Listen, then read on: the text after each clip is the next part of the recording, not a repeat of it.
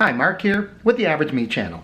Today I'm really excited because I am in New York City and I'm in Lower Manhattan, and I don't get to New York very often, and when I do, I never get into this part of town. So we're going to kind of walk around and just explore a little bit. I don't know exactly where I'm going to end up. I know some things I kind of want to see.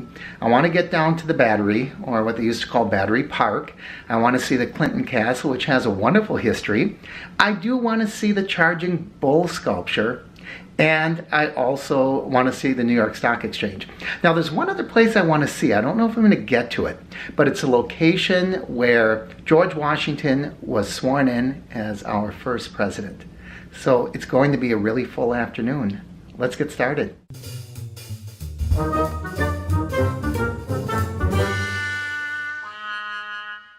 I'm going to start by heading down to the Charging Bull. It's a noon hour and this place is just jumping. You should have seen the lines by the lunch wagons. So we'll keep walking. Got to make sure I'm not bumping into each other, so I'm not going to do a lot of vlogging while I walk. Man, that is a big bull, and it's a popular bull. This sculpture was made in 1989 by a sculptor named Arturo de Modica, and it was put in response to the recession of 1987. The Charging Bull was indicative of a positive future, and as you can see, it's become quite the popular tourist destination and tourist attraction. It was actually kind of guerrilla artwork. He did not have permission or a permit to put it here. In December of 1989, I believe it was December 15th, trucked it in and set it up underneath the Christmas tree. And the police impounded it because it was illegal to just drop off a giant statue. But there was public outcry and they granted it a 1-year permit. And that was over 30 years ago. And it's still here. So let's take a better look at the bull.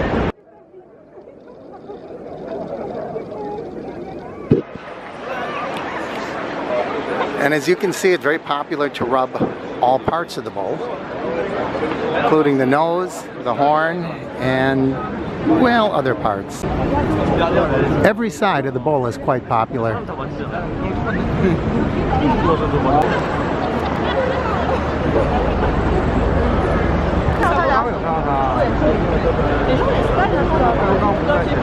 And facing the bull is a sculptor that's become known as a Defiant Girl.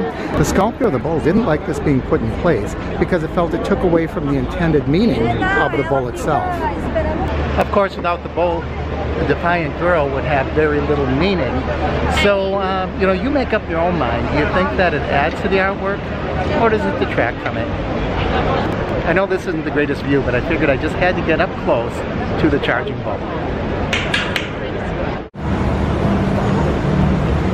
So I'm in Bowling Green, which is the first public park in New York City. In 1733, some wealthy landowners got together and they asked if this land could be rented to them. And it was, for 3 peppercorns. Now I don't know what 3 peppercorns are worth today, but 3 peppercorns got us this park. And in 1770, they put up a statue of King George. Well, you know what was happening around the 1770s, right? So just 6 short years later, the Declaration of Independence was read, and the enthusiastic mob came down to Bowling Green Park, and they tore down the statue, and apparently, according to legend, they melted it down in order to make bullets for the army. Pretty exciting story. It's not a very big park, but it is nice to have a green space right in the middle of the financial district. I think it sounds exciting. Angry mobs, pitchforks, torches, tearing down a statue, and then putting it to good use, making bullets for the Revolutionary Army.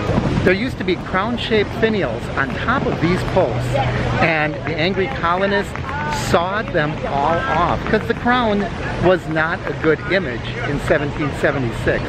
I think that's really interesting. These are the exact posts that the colonials sawed the tops off.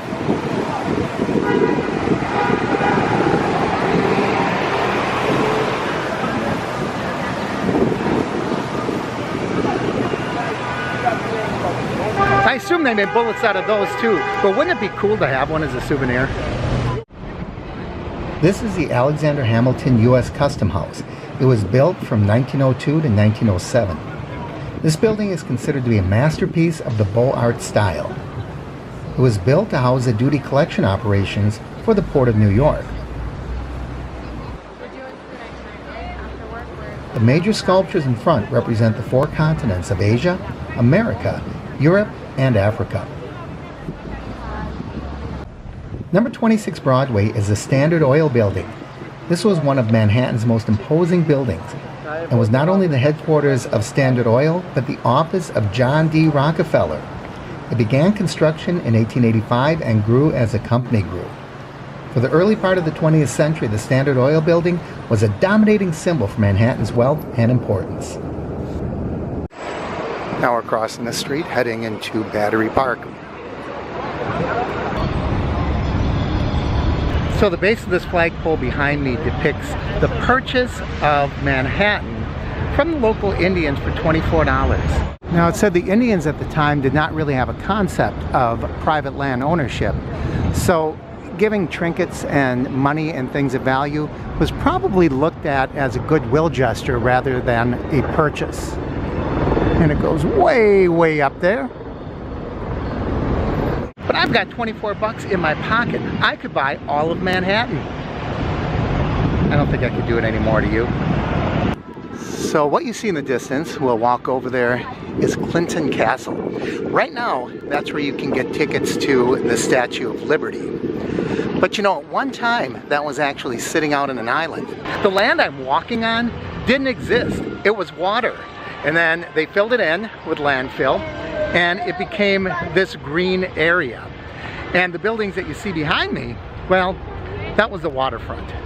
So this is quite interesting that they were able to make this beautiful green area, this beautiful park, the Battery, or Battery Park, as it was previously known, used to be water. They made it out of landfill. So let's get over here and look at Castle Clinton. When this was originally built, it was to help protect the city during the War of 1812. However, it never really saw any action, and it later became a number of things: a beer garden, a theater. In fact, the famous Swedish opera singer Jenny Lind, when she made her American debut, did 2 shows right here. It kicked off her tour across the United States, and you know who sponsored that tour? None other than P.T. Barnum. That's right, P.T. Barnum, the showman. And if you check out my videos, you'll see at one point up in Connecticut, I did visit the grave of P.T. Barnum, as well as tiny little General Tom Thumb. In 1855, Castle Clinton is where immigrants were processed. And for 40 years before Ellis Island, this is the first thing a lot of those immigrants saw when they came to America. Now that's what I think of when I think of a castle.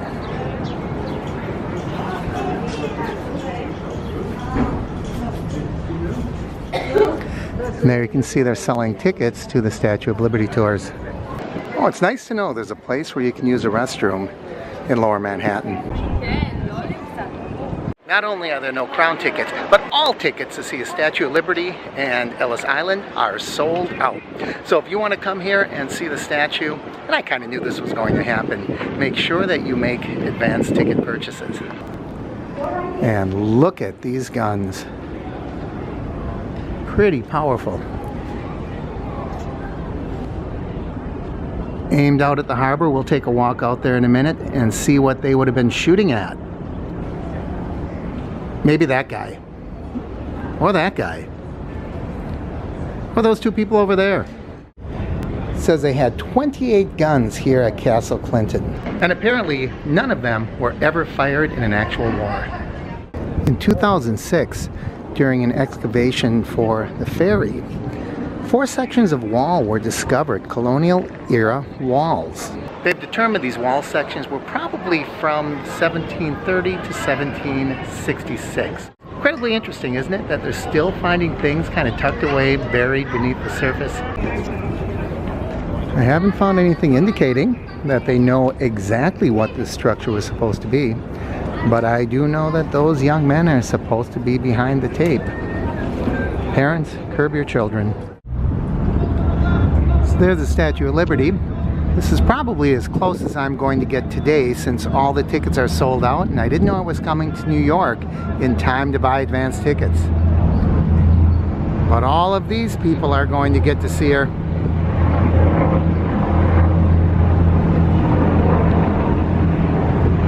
there they go.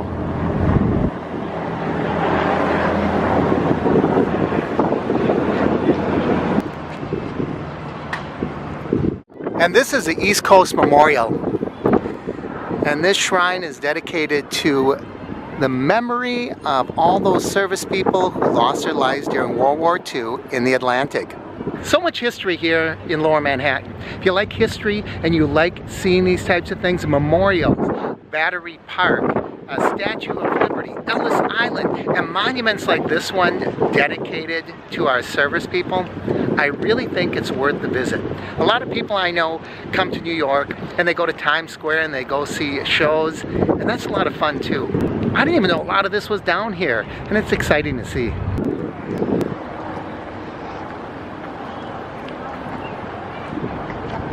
Erected by the United States of America in proud and grateful remembrance of her sons, who gave their lives in her service and who sleep in the American coastal waters of the Atlantic Ocean.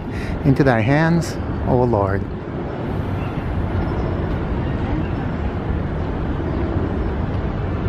I hear somebody playing music. I can hear them playing God Bless America. I don't know if you can hear that in the background, but it's kind of a wonderful thing to hear when you're at a shrine like this.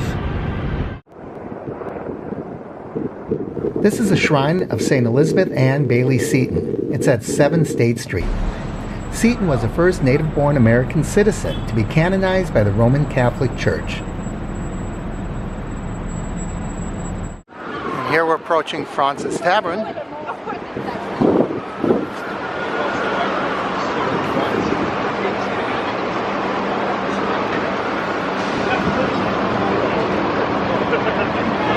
Francis Tavern behind me has an interesting history.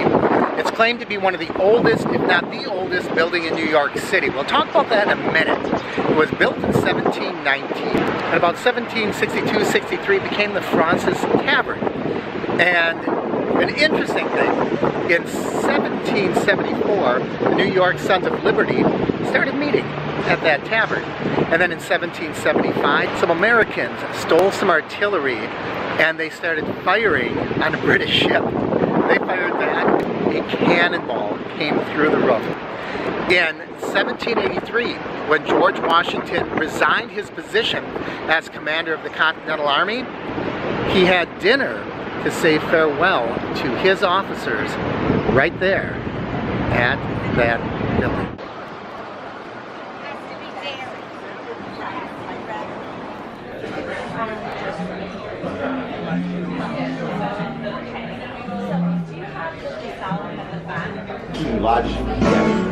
It's a pretty extensive menu for lunch. Just going to get something light. Maybe a sandwich. We'll see.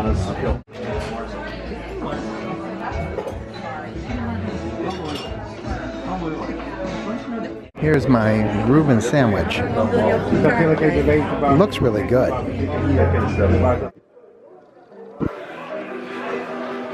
And I was eating through there. For some reason this room is closed off, but I thought we'd take a look at it before we head out.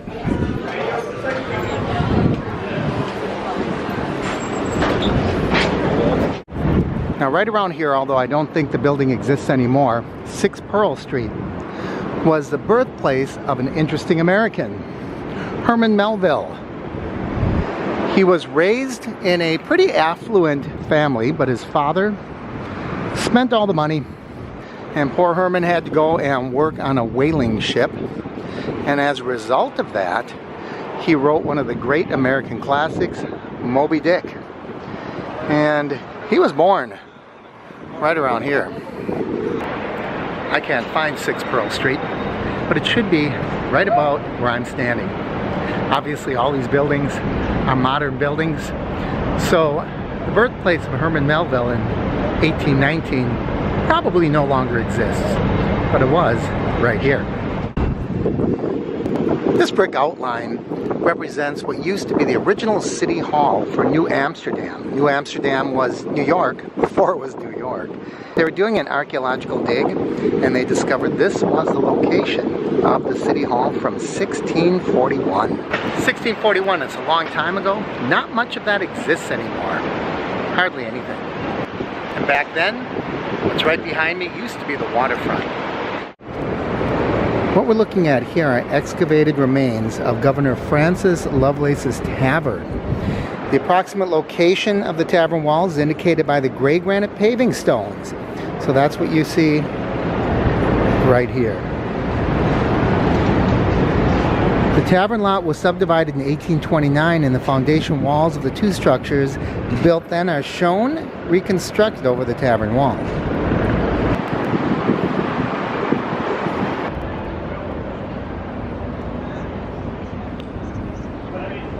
What we're looking at here is Stone Street, one of the only streets remaining from New Amsterdam and one of the first paved streets in New York.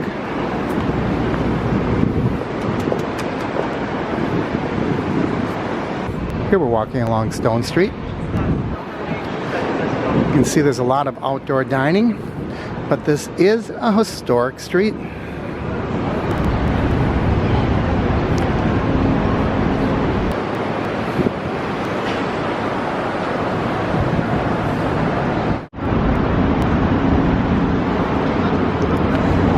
This is Delmonico's restaurant, one of the first fine dining restaurants in the United States. At Delmonico's, people could order a la carte off a menu and order a wine list.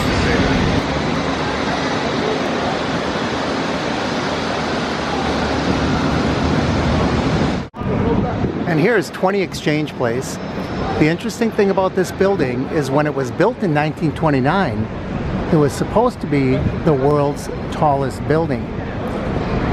Of course, it was a depression. There were cutbacks, and they reduced the height by about 100 feet. No longer the world's tallest building. This is 40 Wall Street, now known as the Trump Building. When it was completed in 1930, it was supposed to be the tallest building in the world. Back then, they had something called a race into the sky, as skyscrapers grew taller and taller. In response to its construction, the Chrysler Building added a 125-foot long spire, and that officially made it the tallest building in New York City. This angered the people at 40 Wall Street because they said they had the highest occupied floors. It didn't matter much though, because very soon the Empire State Building was completed, and that rose above all others.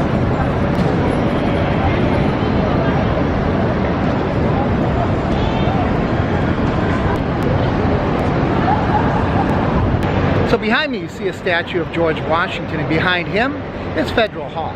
At least it used to be Federal Hall. And right across from Federal Hall, George almost seems to be gazing upon it,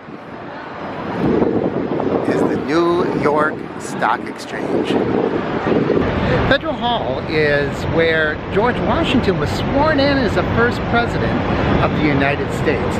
Now, it's not this building. That Federal Hall is long gone. But I understand inside you can see remnants of where George Washington stood as he took the very first oath of office. Let's go inside and see what we can find.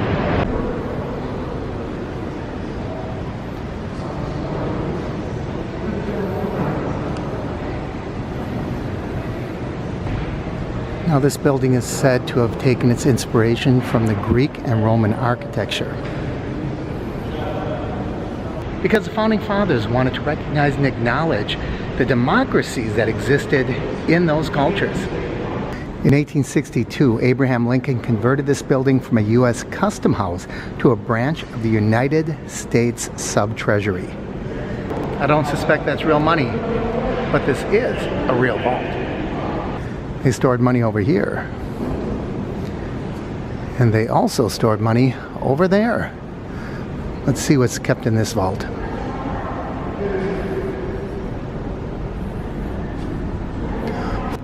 Pretty important stuff to keep locked up. Interesting mechanism.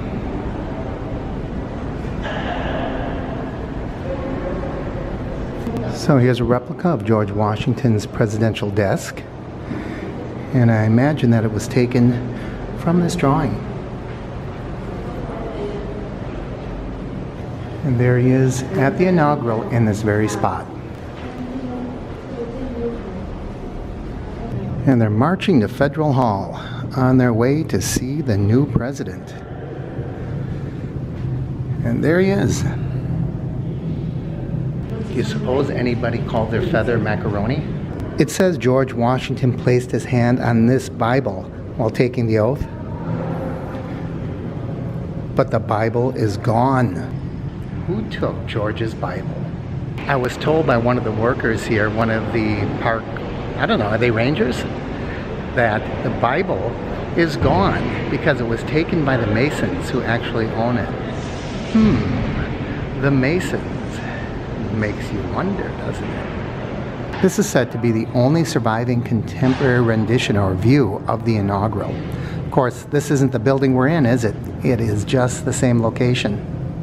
It says George Washington stood on this stone. This was the floor he stood on as he took the oath of office. I want to touch it so bad, but I know I can't. It's behind velvet ropes for a reason. I think it's fascinating that they took that floor and they chiseled this engraving into it. I was expecting it to be so much bigger in real life. There's a lot of interesting things. We have the Declaration of Independence. In case I want to steal it, I have a duplicate to pawn off on the people chasing me. And this giant money is kind of interesting because it's a postcard.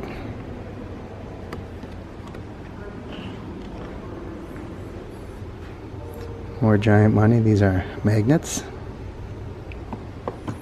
Some interesting things. Alright, you can get bobbleheads of Washington and Adams. Some important documents. Thomas Paine's Common Sense, Bill of Rights, U.S. Constitution.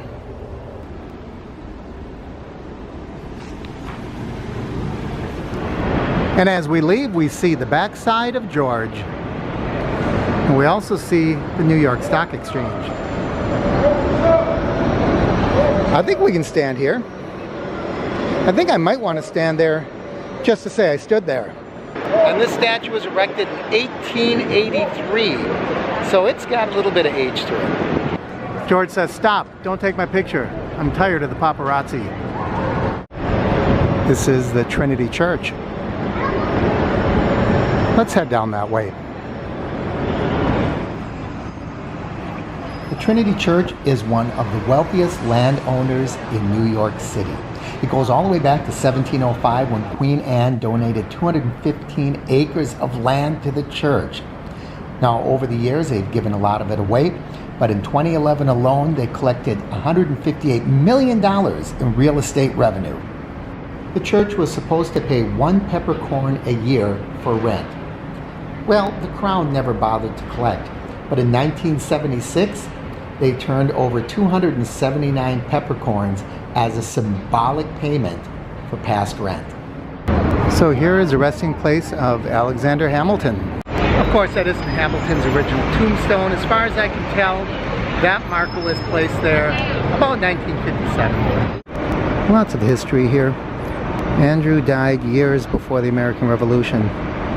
I like visiting cemeteries, not because there's anything macabre about it, but I think there's so much history. And you may know that I visited cemeteries in Salem, I visited cemeteries in Boston. I just think there's some fascinating history to be learned. And some of these people we may never remember or know who they were or who they are. And on many of these, the years have worn away the inscription. And we know nothing about the people who rest here. A lot of these people, we may never know who they were, but at least we remember them through their markers. William Ricketts, 1720. And here's a resting place of Robert Fulton, the inventor of the steamship. And this marker was placed here in 1901. Now this is just a little creepy, in that it's open, but of course there's nothing to see in there. I would think the curators, or whoever takes care of the cemetery, would do something about that. It just seems unusual to me. Of course, most of us know who Alexander Hamilton was. If from nothing else, the popular Broadway play, which I know was inaccurate historically. But he was the first Secretary of the Treasury of the United States. He was a founding father, and he famously died in a duel with Aaron Burr. I wonder where he's buried. And look at this. A grave is right in the middle of the pathway. The Family Vault, 1801. Isn't that interesting how it's just flaking away? 1759. And when it comes to famous men like Hamilton and Fulton, I wonder what happened to the original grave markers when the new ones were put in. And this is the Honorable John Watts. He was a member of the 3rd United States Congress and later served as a judge. Guess where we're heading?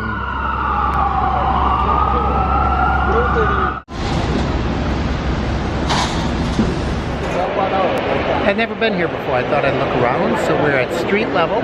You can see there's 2 other levels below us, a balcony level and then a main level down below. I don't know what's in here. Shops, different things. Let's take a look.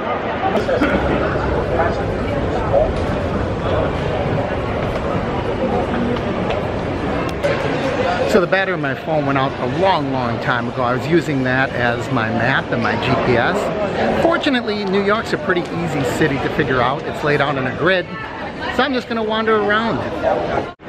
Now that is an impressive building. And as we visit, I'm going to try not to dwell too much on what happened, but rather where we're going. Let's remember the victims, and let's remember what we did to move forward. Let's remember how we came together as a country as we visit this site and this memorial.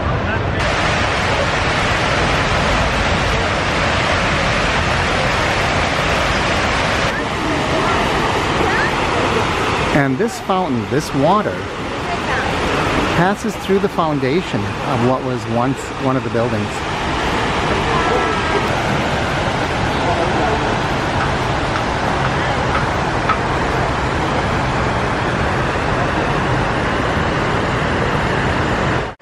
As I look at the names, I notice that some of them have roses placed upon them. And it turns out that they put roses on the names of the individuals to remember them on their birthdays.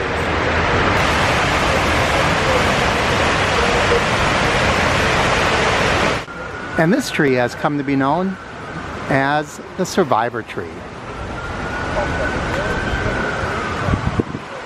This tree was found among the ruins after the 9/11 attack. But this tree didn't stay here. No, when they found it and it showed signs of life, they took it away. They nursed it back to health. And when it was ready, they returned it here to be part of this memorial. Kind of a tribute to the city and the country, the same way that it survived and continued to grow.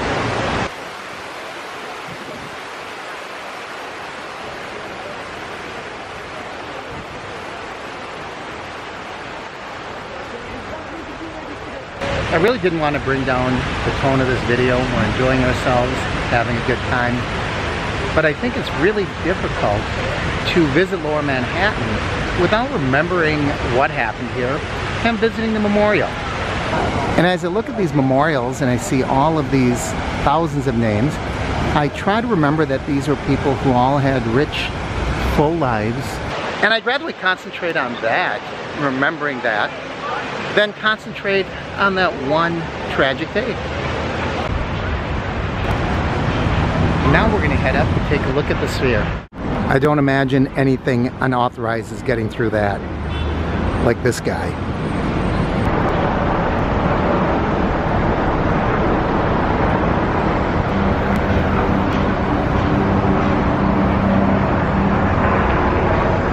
This sphere was originally located in the plaza of the original World Trade Center, and it was recovered from the rubble after the attack.